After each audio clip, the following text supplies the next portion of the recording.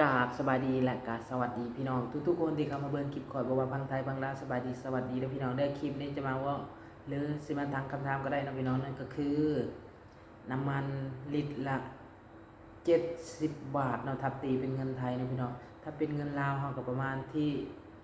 50 กว่าพันเนาะพี่น้องนะ50 กว่าพันกีบนะประมาณนี้เนาะพี่น้องจะคนไทยก็จะเรียกว่า50,000 กว่ากีบเนาะพี่น้องก็ประมาณนี้เนาะแล้วก็มีหลายคนก็เห็นหลายคนนะพี่น้องเนาะก็คือตั้งคำถามว่าคนลาวอยู่จังไดเนาะทุกคนเนาะก็คือคนลาวกินอยู่ยังไงในเมื่อน้ำมันก็แพงนะพี่น้องเนาะน้ำมันก็แพงค่าแรงนี่ก็ถูกนะพี่น้องนะน้ำมันแพงค่าแรงถูกนะพี่น้องแต่คนลาวอยู่ยังไงหรืออยู่จังไดเนาะพี่น้องเนาะก็คือเอาชีวิตรอดจังไดเนาะในเมื่อน้ำมันนี่ก็ลิตรละยังเกินว่าลิตรละ50 ปลายพันนะพี่น้องเนาะ51 52ยังตามที่เพิ่นแจ้งเนาะแต่อาจจะหลายกว่าหั้นนะพี่น้องเนาะอาจจะอยู่ที่55หรือก็เป็นไปได้เนาะพี่น้องประมาณนี้เนาะก็เลยหลายคนก็ตั้งคำถามโดยเฉพาะก็พี่น้องทางฝั่งไทยนะพี่น้องเนาะเขาก็น่าจะตั้งคำถามนะพี่น้องว่าคนลาวอยู่ยังไงในเมื่อน้ำมันก็แพงถ้าตีเป็นเงินบาทแล้วนะพี่น้อง70 บาทอยู่ฝั่งไทยนี่แค่ไทยก็40 50 บาทนี่ก็โอ้โหเดือดร้อนพอแห้งแล้วเนาะพี่น้องเนาะก็คือเห็นเขาเจ้าออกมาจมแต่คนลาวเนาะบ่ค่อยเห็นออกมาจมปานใดเนาะพี่น้องบ่ค่อยเห็นออกมาจมว่าน้ำมันแพงนู่นนี่นั่น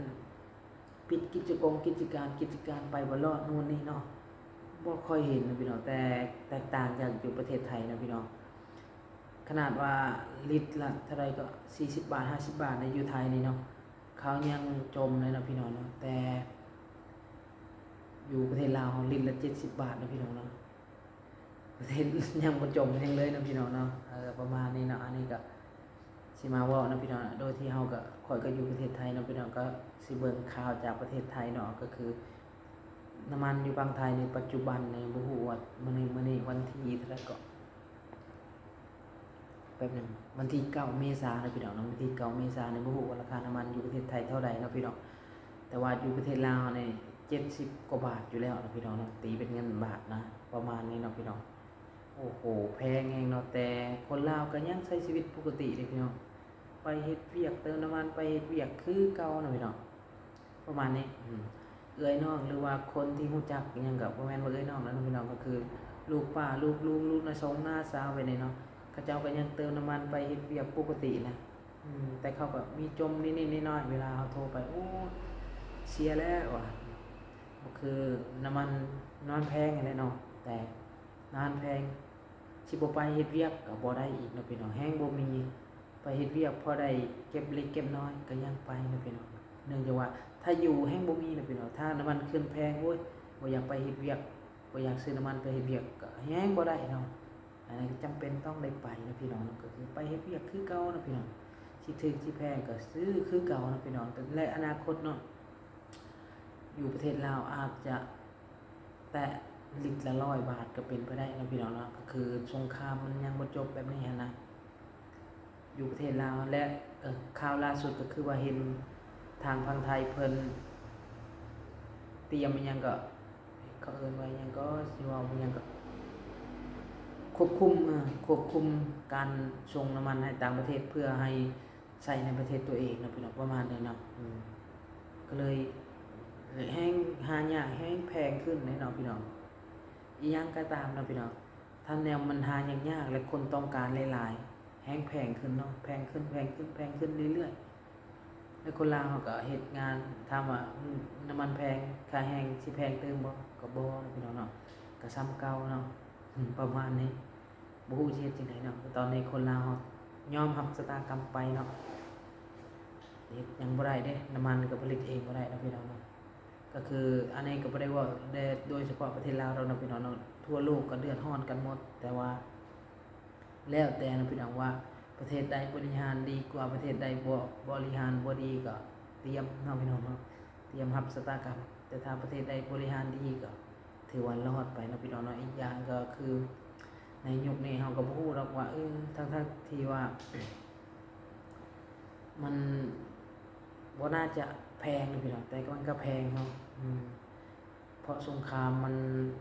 ถ้าสงครามแล้วเดินเรือบ่ได้นะพี่น้องเนาะแต่ว่าลาวเฮาก็อยู่ใกล้กับจีนเนาะมันน่าจะเดือดร้อนหลายอย่างปานใดมาแต่ก็ยังเดือดร้อนนะพี่น้องเพราะว่าน้ำมันเนาะเขาจะเอานำเข้าจากสมมุติอย่างเช่นเขาปิดเฉพาะบ่ให้เรือต่างประเทศอย่างเช่นเรือแถวยุโรปนะพี่น้องแต่ว่าเรือรัสเซียเรือจีนเนาะอีกอย่างประเทศลาวเขาก็สนิทกับรัสเซียพร้อมจีนพร้อมเป็นหยังคือบ่นำเข้าผ่านจากรัสเซียมาจีนเนาะแต่ก็คงบ่ได้เนาะพี่น้องเนาะคือรัสเซียก็เห็นว่าข่าวก็บอกว่าหยุดการผลิตก่อนเนาะโจกการผลิตก่อนอย่างประมาณนี้แหละเนาะเพื่อให้น้ำมันมันดีขึ้นมั้งบ่ฮู้คือกันเนาะก็คือวันนี้น้ำมันโอ้กาตาร์ก็เห็นบอกว่าหยุดผลิตเนาะเพราะว่าผลิตก็บ่ได้เนาะพี่น้องเนาะย่านอันนั้นโจมตีอีกรามโจมตีเนาะแม่นบ่ก็เลยบ่ได้ผลิตวันนี้เดือดร้อนหมดเลยเนาะประเทศลาวเฮาโอ้ประเทศลาวเฮาหนักกว่าหมู่เนาะคิดว่านะพี่น้องแต่ก็ยังดีเนาะมีนำเข้าจากเวียดแน่นำเข้าจากจีนแน่ช่วงหลายก็จะแม่นนำเข้าจากประเทศไทยนะพี่น้องแต่ถ้าประเทศไทยเพิ่นโจะเพื่อให้ใช้ในประเทศก็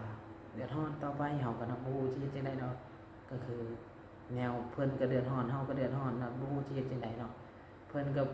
อยากให้บริหารในประชาชนของเพิ่นเนาะอันนี้ก็ต้องเข้าใจประเทศไทยเนาะพี่น้องเพราะว่าเฮาก็บ่ได้ว่าเนาะพี่น้องเพราะว่าไทยก็ต้องเอาประชาชนตัวเองนะพี่น้องเนาะจะให้ส่งให้กับเพื่อนบ้านมันก็คงยากแต่เนาะพี่น้องเพราะว่าโอเคแหละอาจจะพึ่งพากันแต่ว่ากระทรวงเล็กๆน้อยๆนะเพื่อนเมื่อก่อนอาจจะส่ง7 ล้านลิตรเนาะอาจจะลดลงมาเหลือแค่2-3 ล้านลิตรหรือว่า1 ล้านลิตรเนาะพี่น้องส่งให้กับคนลาวประมาณนี้ก็คือล่าสุดก็เห็นเพิ่นปตททางฝั่งไทยนี่นำเข้าน้ำมันจากประเทศไทยประมาณ 1.5 ล้านลิตรเนาะเพื่อใส่ในสงกรานต์หรือว่าปีใหม่ลาวนี่เนาะให้เพียงพอประมาณนี้เนาะพี่น้องเนาะก็คือบ่คือตอนใหม่ๆนะพี่น้องตอนใหม่ๆเนี่ยจะเห็นต่อคิวซื้อน้ำมันเนาะแต่ปัจจุบันเนี่ยบ่เห็นแล้วต่อคิวแต่ว่าบางปั๊มก็ได้ยินว่าปิดแน่เปิดแน่บางมื้อก็ปิดบางมื้อก็เปิดอีหยังประมาณนี้เนาะน้ำมันลงก็ปิดน้ำมันขึ้นแล้วก็เปิดอีหยังประมาณนี้นะเท่าที่เห็นอยู่ประเทศลาวเนาะก็บ่ฮู้นะบางปั๊มก็ปิดแบบถาวรปิดโดนๆเลยแต่บางปั๊มก็ปิดเปิดประมาณนี้เนาะเท่าที่เห็นเนาะถ้าเฮาอยู่ประเทศลาวเฮาก็เห็นแต่ช่วงหลังๆก็คือว่าบ่เห็นไผถ่ายคลิปแบบต่อคิวเนาะบ่คือเมื่อก่อนตอนใหม่ๆนะพี่น้องพากันต่อคิวเนาะ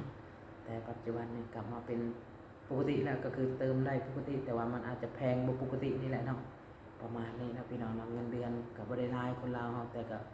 เฮ็ดงานเติมน้ำมันเนาะประมาณนี้เนาะพี่น้องเนาะคลิปนี้ก็จะจบประมาณนี้ถ้ามักก็อย่าลืมกดไลค์กด Subscribe เพื่อเป็นกำลังใจให้ด้วยพี่น้องเด้อกราบขอบอกขอบใจทุกๆคนที่เข้ามาเบิ่งแล้วก็ขอบคุณทุกๆคนที่เข้ามาดูคลิปผมนะครับถ้าชอบก็อย่าลืมกดไลค์กด Subscribe เพื่อเป็นกำลังใจให้ผมด้วยนะครับขอบคุณทุกคนเนาะที่เข้ามาดูเนาะอาจจะดูรู้เรื่องไม่รู้เรื่องกับขอบคุณอีหลีเนาะพี่น้องขอบใจอีหลีเนาะบ๊ายบาย